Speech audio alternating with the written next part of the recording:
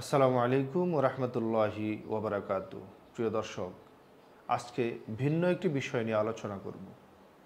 অনেক ক্ষেত্রে দেখা যায় অনেকেই নিজের ভাষা অন্যের সাথে এমন ভাষা ব্যবহার করেন যে ওই ব্যক্তি মনে কষ্ট না নিয়ে পারে না।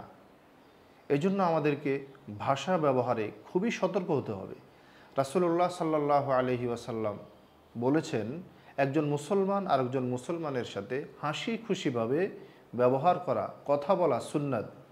তাহলে আমরা বিভিন্ন সুন্নাতের কথা বলে থাকি। আমরা মেসওয়াকের সুন্নতের কথা বলে থাকি, আমরা টুপির সুন্নতের কথা বলে থাকি, আমরা জামার সুন্নতের কথা বলে থাকি, আমরা এভাবে অনেক সুন্নতের কথা বলে থাকি ঠিক, কিন্তু এই সুন্নতের কথা আমরা কেউই আলোচনা করি না যে একজন মুসলমান আরেকজন মুসলমানের সাথে, একজন ভাই আরেকজন ভাইয়ের সাথে কথা বলবে হাসি খুশিভাবে। কিন্তু সেটা না করে অনেক ক্ষেত্রে দেখা যায় অনেকেই একজন ভাই আরেকজন ভাইয়ের সাথে ব্যবহার করতেছে, কথা বলতেছে, মারাত্মক আক্রমণাত্মকভাবে কথা বলে। এমনভাবে কথা বলে মনে হচ্ছে তার সাথে ঝগড়া করতেছে, অথচ তার কিন্তু ঝগড়ার খেয়াল নেই। কিন্তু তার মধ্যে এমন ব্যবহার, তার কথাবার্তা এমন কিছু ফুটে উঠে মনে হচ্ছে ওই ব্যক্তি ঝগড়ায় লিপ্ত।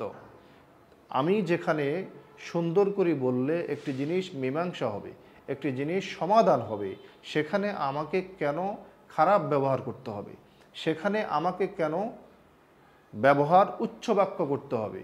এজন্য আমাদের এই বিষয়ে, ভাষার বিষয়ে সবাইকে সতর্ক থাকা উচিত। কোনোভাবে যাতে আমার ব্যবহারে আরেকজন মুসলমান ভাই, আরেকজন মুসলমান বোন, আমার মা, আমার বোন, আমার স্ত্রী কোনোভাবে যাতে কষ্ট না পায়, সেই বিষয়ে আমাকে সতর্ক থাকতে হবে। স্বামীকে খেয়াল করতে হবে আপনার কোনো ভাষায় অহেতুকভাবে আপনার স্ত্রী যাতে কষ্ট না পায়। স্ত্রীকেও ঠিক খেয়াল করতে হবে আপনার কোনো ভাষার কারণে আপনার স্বামী যাতে কষ্ট না পায়। বাবাকে খেয়াল করতে হবে আপনার সন্তানকে অহেতুকভাবে আপনি যাতে এমন কোনো ভাষা না বলেন যাতে সে কষ্ট পায়। এভাবে সন্তানকেও খেয়াল করতে হবে আপনি কোনো এমন ভাষা ইউজ করবেন না, আপনি এমন কোনো ভাষা আপনার মা বাবার সাথে ব্যবহার করবেন না যেটার কারণে সে কষ্ট পায়।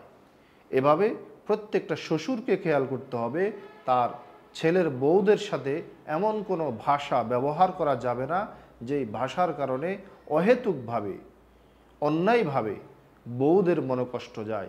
শাশুড়িদেরকে খেয়াল করতে হবে আপনার কোনো ভাষার কারণে আপনার ঘরের যে ছেলের বউরা রয়েছে তাদের সাথে কোনোভাবে যাতে মনে কষ্ট না যায়।